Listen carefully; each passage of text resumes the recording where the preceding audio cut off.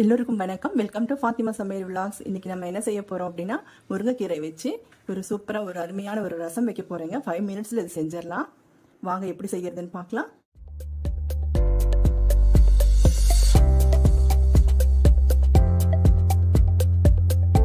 இப்போ ரசம் செய்யறதுக்கு தேவையான முருங்கைக்கீரை எடுத்து வச்சாச்சுங்க. நம்ம இது வந்து பார்த்தீங்கன்னா இலையா எடுக்க வேண்டிய அவசியம் இல்லை. ஏன்னா நம்ம வந்து இதை போட்டு அரைச்சிக்க போறோம். சரிங்களா? நான் ஒரு டிஃப்ரெண்ட் ஸ்டைலில் செய்ய போறேன். நீங்க அதே மாதிரி செஞ்சு பாருங்க, உங்களுக்கு முழுமையான சத்து அதுல கிடைக்கும். சரிங்களா? அதனால இது வந்து கழுவி வாஷ் பண்ணி வச்சிருக்கீங்க. இது வந்து சீக்கிரமா செஞ்சிடலாம், ரொம்ப குயிக்கா ஈஸியா செஞ்சிடலாம். சரிங்களா? அடுத்து இதுக்கு வந்து கழுவி வச்சாச்சுங்க. அதுக்கு தேவையான மசாலா பொருள் என்ன அப்படிங்கிறது நான் காமிக்கிறேன் வாங்க. கேஸை ஆன் பண்ணி ஒரு வானிலை வச்சாச்சுங்க. கொஞ்சம் ஆயில் விட்டுக்குவோம். அடுத்து 2 சின்ன வெங்காயம் பூண்டு போட்டுக்கலாங்க. அடுத்து 2 மிளகாய் போட்டுக்கலாம். அடுத்து கொஞ்சம் மல்லி போட்டுக்கலாம், 1 ஸ்பூன்.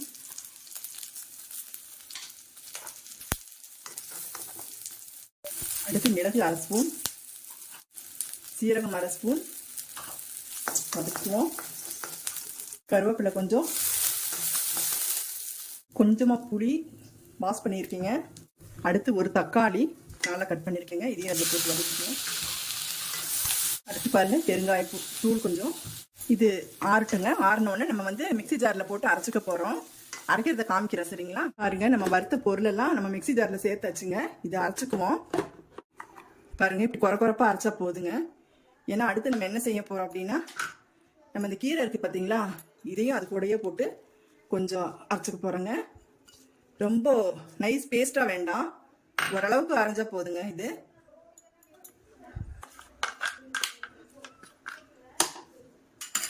கொஞ்சம் தண்ணி ஊற்றிக்குவோம்.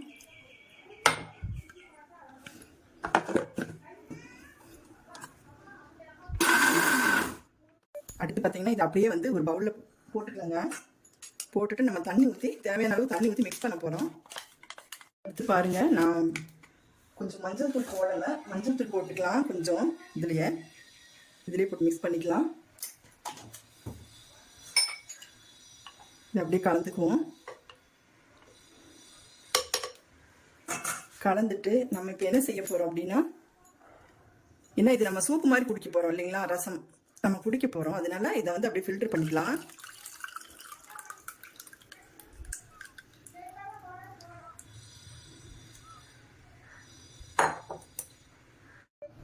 பாருங்க, நம்ம வந்து ஃபில்டர் பண்ணி வச்சாச்சு. இது வந்து கிட்டத்தட்ட 1 லிட்டர் அளவுக்கு இருக்குதுங்க. இது 4 பேர் தாராளமாக குடிக்கலாம். இது வந்து வேஸ்ட்டு தாங்க.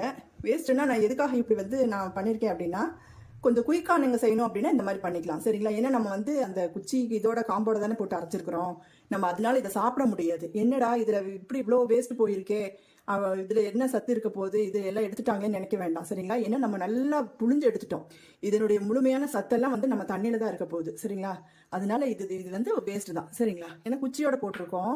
குச்சி இல்லாமல் நம்ம வந்து நீட்டாக நம்ம ஒரு இலையா ஆஞ்சு நம்ம இது பண்ணி போடும்போது நம்ம அது வந்து சாப்பிடலாம், அப்படியே சாப்பிட்டுக்கலாம். நம்ம அது நிறைய டைப்பில் நம்ம வந்து ரசம் வைக்கலாங்க. ரசம் சூப்புன்னெல்லாம் சொல்லுவாங்க, நிறைய டைப்பில் வைக்கலாம். இது இப்போ வந்து குயிக்காக நான் செஞ்சு காமிக்கிறதுக்காக நான் உங்களுக்கு காமிக்கிறேன். சரிங்களா? அடுத்து என்ன செய்ய போகலான்னு பார்க்கலாம் வாங்க. ரசம் தாளிச்சிக்கலாங்க. கொஞ்சம் ஆயில் ஊற்றிக்கலாம், கொஞ்சம் கடுகு போட்டுக்கலாம், கருவேப்பிலை கொஞ்சம், ஒரு மிளகாய், கொஞ்சம் பூண்டு. இது வந்து பார்த்தீங்கன்னா இடிச்சு வச்சுருக்கேங்க. ஒரு 4-5 பல் பூண்டு வந்து இடிச்சு வச்சுருக்கேங்க. அதுலேயும் போட்டிருக்கோம், நம்ம அரைக்கிறதுலையும். இப்படி நீங்கள் போட்டு தாளிக்கும் போது இது ஒரு மணமாக இருக்குங்க. ஒரு 2 சின்ன வெங்காயம் கட் பண்ணி வச்சுருக்கேங்க, இது போட்டுக்கலாம். இது அப்படியே நம்ம இந்த ரசத்தை வந்து எடுத்து ஊற்றிக்கலாம். இது அப்படியே ஊற்றிக்கலாம். ஒரு ரசம் வச்சாச்சுங்க. கொஞ்சம் கொதி வர மாதிரி இருக்கட்டும், ஆஃப் பண்ணிக்கலாம். பாருங்க, நொரை கட்டிடுச்சு. ரசம் ரெடி ஆயிடுச்சுங்க. கொதிக்க வேண்டாங்க. இப்படி நொரை கட்டினோன்னா ஸ்டவ் கேஸ் வந்து ஆஃப் பண்ணிடலாம். அடுத்து நம்ம வந்து இது ஒரு பவுலில் ஊற்றி சர்வ் பண்ண வேண்டியது தான். பாருங்க, ஒரு 5 நிமிஷத்தில் ஒரு சூப்பரான முருங்கைக்கீரை ரசம் வச்சாச்சுங்க. இது வந்து பார்த்தீங்கன்னா உடம்புக்கு ரொம்ப ரொம்ப நல்லதுங்க. இது பார்த்தீங்கன்னா ஹீமோகுளோபின் அதிகரிக்கும். ரத்த சோகை உள்ளவங்க, அப்புறம் உடம்பு வெயிட் லாஸ் பண்ணுறவங்க, இதெல்லாம் வந்து பார்த்தீங்கன்னா வாரத்துக்கு 2-3 முறை வந்து இது வச்சு கொடுங்க. ரொம்ப நல்லதுங்க. இதில் அயன் இருக்குது, கால்சியம் இருக்குது, ரொம்ப ரொம்ப ரொம்ப இது ஒரு அருமருந்துன்னு கூட சொல்லலாங்க. இது வந்து முருங்கைக்கீரை ரசம், சூப்பு எப்படி வேணால் சொல்லலாம். இது நிறைய டைப்பில் வைக்கலாங்க. நான் இந்த டைப்பில் வச்சுருக்கேன் சீக்கிரமாக செய்யணும் அப்படின்றதுக்காக. நெக்ஸ்ட் வேறு ஒரு இதோடு நான் சந்திக்கிறேன் உங்களை. என்னுடைய ரெசிபி பிடிச்சிருந்தா ஃபாத்திமா சமையல் விலாக்ஸுக்கு சப்ஸ்கிரைப் பண்ணுங்கள், சப்போர்ட் பண்ணுங்கள். தேங்க்ஸ் ஃபார் வாட்சிங். நன்றி, வணக்கம்.